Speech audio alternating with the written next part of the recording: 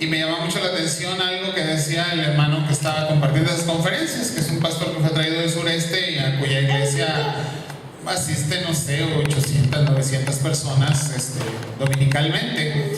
Pero aunque a él se le preguntaba, pues qué se sentía, ¿verdad?, ser pastor de una iglesia tan grande, él decía, bueno, lo de grande de iglesia es muy relativo, porque si bien me gozo, decía él, en que el domingo por la mañana haya 900 personas en el culto, sé que cuento solamente con los que están en el culto de la tarde, que son los que verdaderamente tienen compromiso con la palabra y con el día del Señor.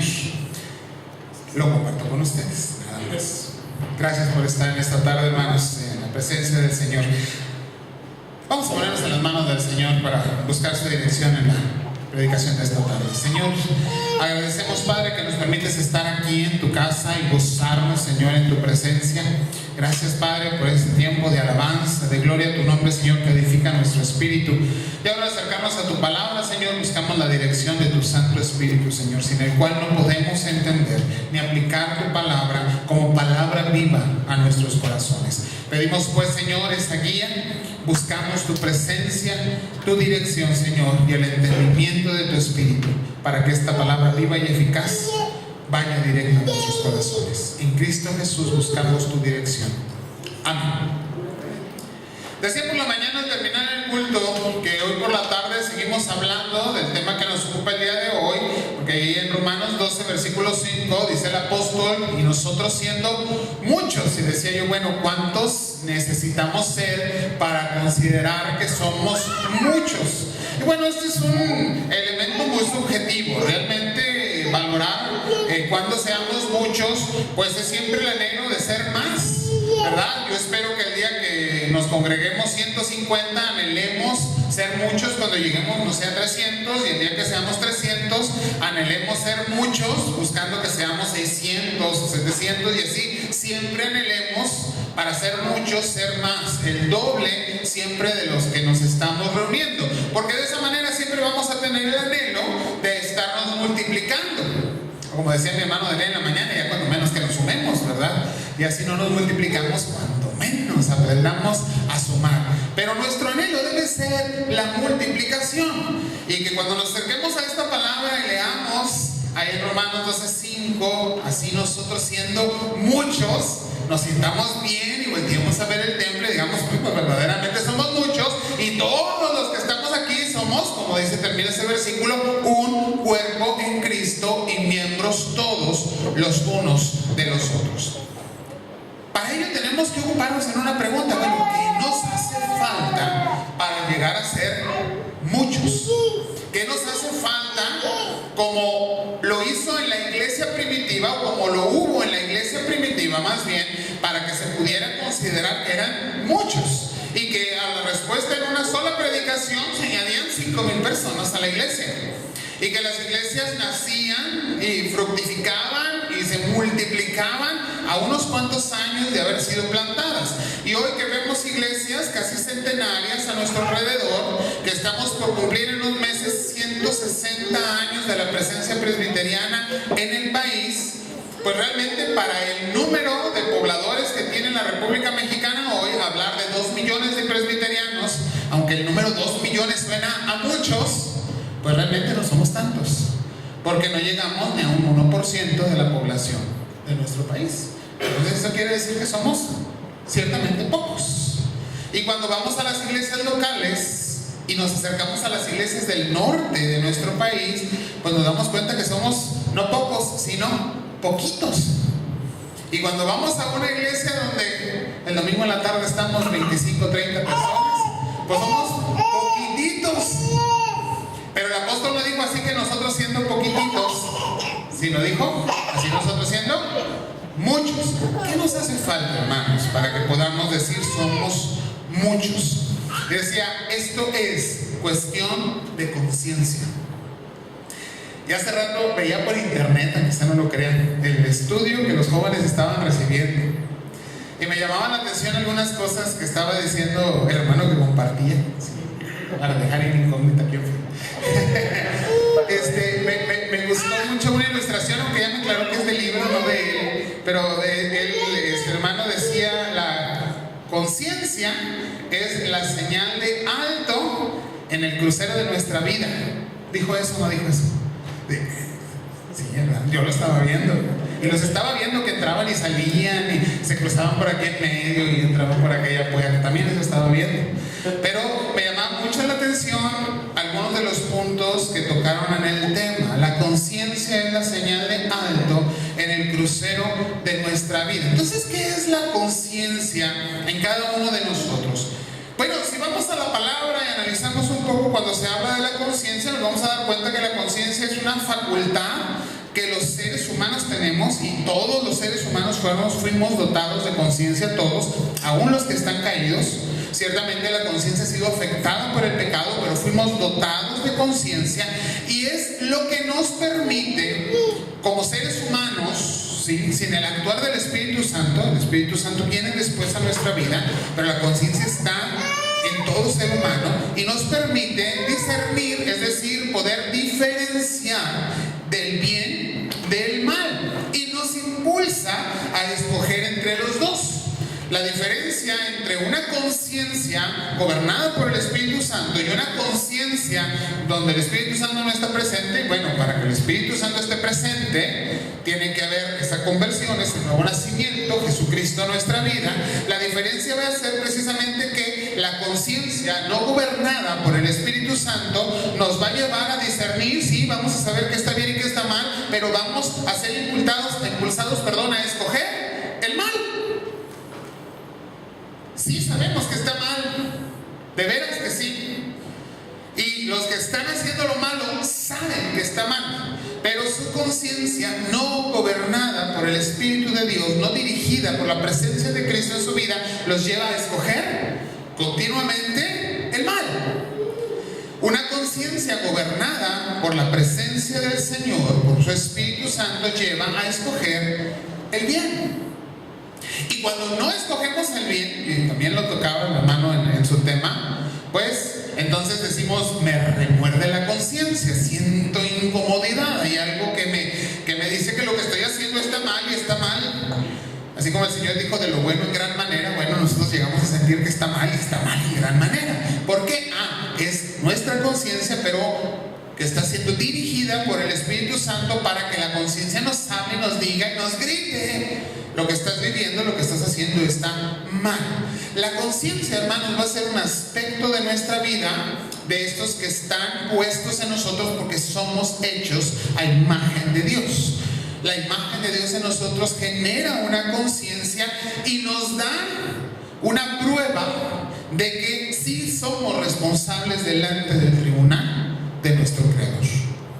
Es decir, sabemos qué está bien y qué está mal, aunque no tengamos a Cristo, y eso nos hace responsables de nuestros actos delante del juicio, delante del tribunal de nuestro Creador. Gracias al Señor que en Jesucristo somos justificados. Así que no se preocupe, ocúpese de hacerle caso a su conciencia, pero no se preocupe por el castigo si usted está en Cristo. El Señor ya pagó por sus pecados. Hablamos de la voz de la conciencia y decimos, bueno, la voz de la conciencia me da una indicación, me habla y me da el sentido de cuál es la voluntad de Dios, y que esta es, o que nuestra obligación, es obedecerla. La conciencia me habla y me dice, mira, esta es la voluntad de Dios y tu deber es obedecerla. Y si me regreso a la imagen que se compartía con los jóvenes hoy, entonces sí, la conciencia es una señal de alto en el crucero de nuestra vida. Y hay cruceros en cada esquina. A cada paso que damos nos encontramos un crucero, un alto, y tenemos que tomar una decisión. Sigo derecho, doy vuelta, me detengo, ¿y qué es lo que voy a hacer? La conciencia me va dirigiendo en cada uno de esos pasos. Entendido qué es la conciencia, vamos a adentrarnos en el pasaje de 1 Corintios 10, ahí del versículo 23 al 33. Y sí quiero que veas el pasaje en tu Biblia abierta, por favor. No voy a ir leyendo cada porción, me voy a abocar a explicar, a interpretar, eso es lo que hacemos, lo que la palabra nos está diciendo. En los primeros versículos, me atrevo a decir que en los primeros 23, 24, 25, 26 y 27, si los puedes ver ahí rápidamente, nos vamos a encontrar 4 veces la palabra todo. Lo puedes ver en el versículo 23, dice: todo me es lícito. Luego en el mismo versículo dice otra vez: todo me es lícito. En el versículo 25 dice: de todo lo que se vende, sin preguntar, lo puedes tomar. Y en el 27 dice: si algún incrédulo te invita y quieres ir, de todo lo que te pone delante, éntrale. ¿Sabes que con estos 4 todos los cristianos nos deberíamos sentir encantados? Fíjate nada más lo que dice la palabra. 2 veces te dice: todo me es lícito. ¿Te quedan dudas? Todo te es lícito. De todo lo que se vende, tú compra y participa. Y si algún incrédulo te invita a su pachanga y te sirve, tú cómetelo. Se oye padre, ¿no? Yo creo que esta es una palabra que, híjole, que bien, Señor. Estas son las predicaciones que a mí me gustan, Señor. Dime que todo puedo hacerlo. Pues no. Porque cada uno de estos todos tiene algunas condiciones que debemos de respetar, de observar y de ver por cuestión de conciencia. Estos todos, al leerlos así, simplemente liberan nuestra conciencia o callan la voz de nuestra conciencia y nos dicen: uy, tienes permiso de todo. Pero después vamos acercándonos a cada una de las porciones y nos dice la palabra: sí, todo te es lícito, dice, pero no todo te conviene. Y no solamente es una conveniencia personal, porque la palabra no dice ten, eso lo agregué yo. La palabra dice: no todo conviene. No necesariamente a ti, no necesariamente a ti que se aplica ese todo, sino, y ahorita vamos a verlo por cuestión de conciencia, algo mucho mayor. Dice: todo me es lícito, pero no todo conviene. Todo me es lícito, pero no todo edifica. De lo que se vende, participa sin preguntar, pero que tus motivos sean de conciencia. Y la conciencia inmediatamente nos dice: discernimiento, alto en el camino, tomo una decisión, es bueno, es malo, y qué es lo que tengo que decidir. Entonces no es nada más de participa, tiene que intervenir tu conciencia en ese proceso. Y en el 27 nuevamente nos dice: si algún incrédulo te invita y quieres ir, de todo lo que se ponga delante de la mesa, participa sin preguntar por motivos de conciencia. Híjole, pero el 28 agrega inmediatamente: mas si alguien te dice, ¿sabes que lo que estás haciendo no es correcto? Ahí se acabó tu todo. Inmediatamente cuando estas situaciones de conciencia surgen de la palabra para nosotros, los creyentes, y sí nos pasa, nos volvemos un poquito rebelditos. Y nos empezamos a hacer preguntas como las que la misma palabra nos muestra que nos hacemos ahí en el versículo 29. Pero ¿por qué se va a juzgar mi libertad por la conciencia de otro? ¿Nunca te has preguntado esto? Dime que no, te diré que mientes. ¿Por qué voy a ser juzgado porque otro cree que yo estoy mal? ¿Por qué voy a ser juzgado si para él está mal y para mí está bien? Nos preguntamos este tipo de cosas. ¿Sabes qué? Tú lo estás descubriendo apenas a lo mejor, pero la palabra lo descubrió hace muchos años. Y la palabra nos lo indicó hace muchos años. Estas son las preguntas que nos hacemos. ¿Por qué se ha de juzgar mi libertad por la conciencia de otro? ¿Por qué he de ser censurado por aquello en lo cual yo ya di gracias al Señor? Señor, gracias porque me permitiste hacer, decir, alcanzar. Ya le dice: ¿sabes qué? Lo que estás haciendo o la meta que te estás proponiendo no está bien delante de los ojos de Dios. Y sabes que esa persona puede, escucha bien lo que te voy a decir, puede no tener razón. Pero el que no tenga razón no es motivo para que tú de todos modos lo hagas. Y eso es lo que la palabra nos dice de la conciencia. Y cuando nos hacemos estas preguntas, ¿por qué se va a juzgar mi conciencia? ¿Por qué si alguien me indica que aquello de lo cual estoy participando, de ese todo del cual yo me sentía que estaba bien, que era lícito, que podía participar, que podía ir, que podía comer, que podía hacer, ahora me empiezo a dar cuenta que algunas de esas cosas no convienen? Y no solo que no me convengan a mí, sino no convienen en general. Yo te voy a explicar a qué se refiere. No edifican, no que no me edifiquen a mí, aunque seguramente no lo hacen. Pero la edificación no es solamente la mía.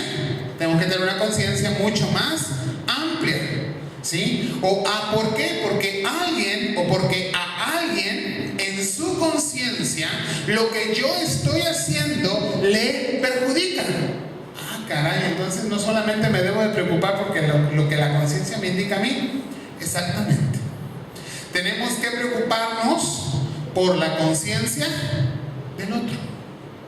Y esto es mucho más complejo, pero es la apertura que la palabra del Señor hace hoy a nuestro conocimiento de la misma.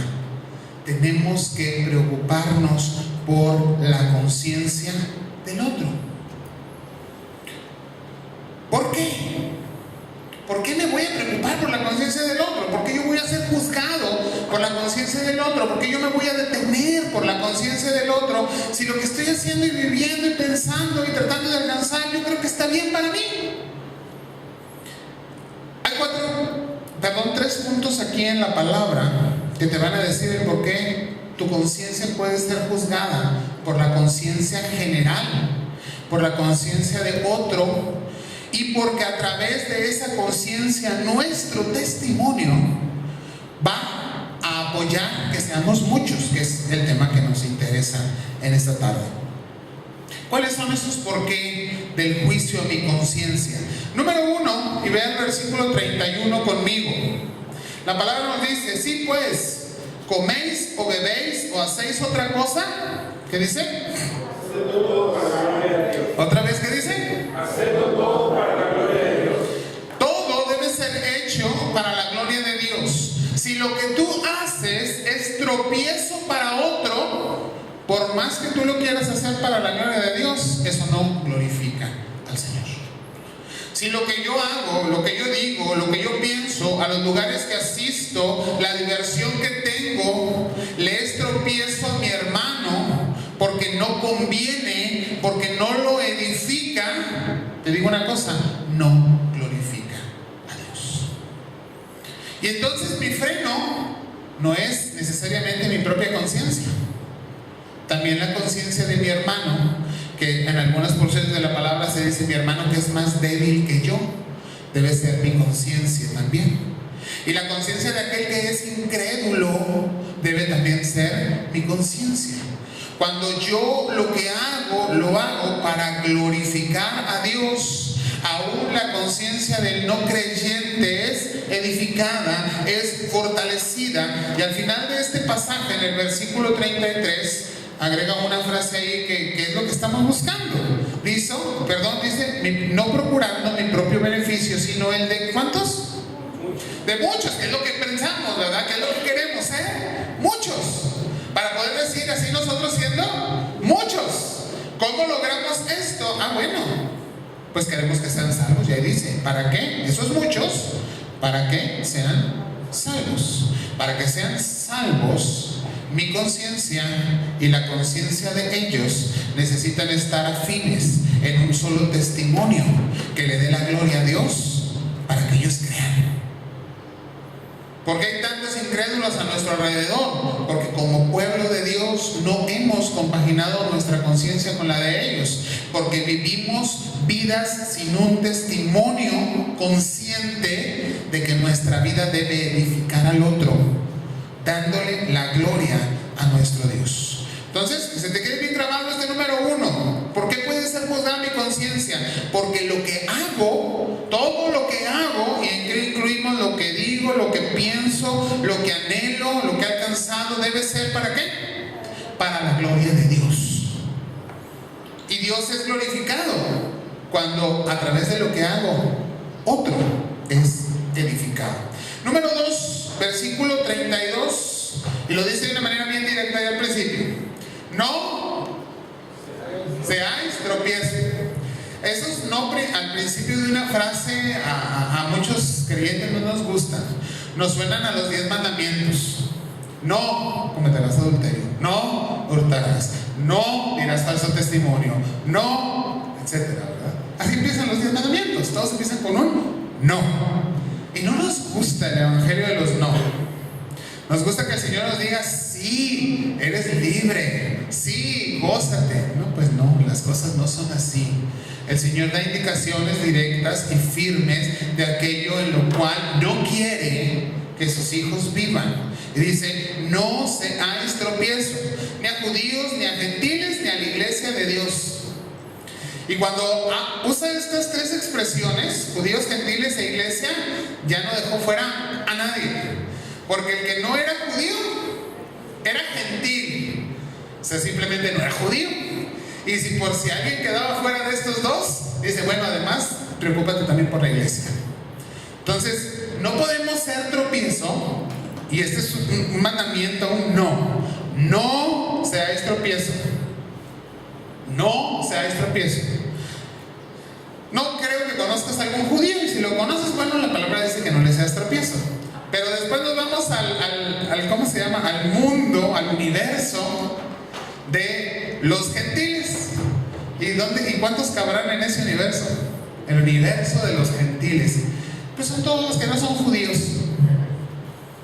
Agárrate la nacionalidad que quieras, la ascendencia que quieras, la sangre que quieras, y son gentiles y no son judíos. Dice: pero además, no le seas tropiezo a la iglesia.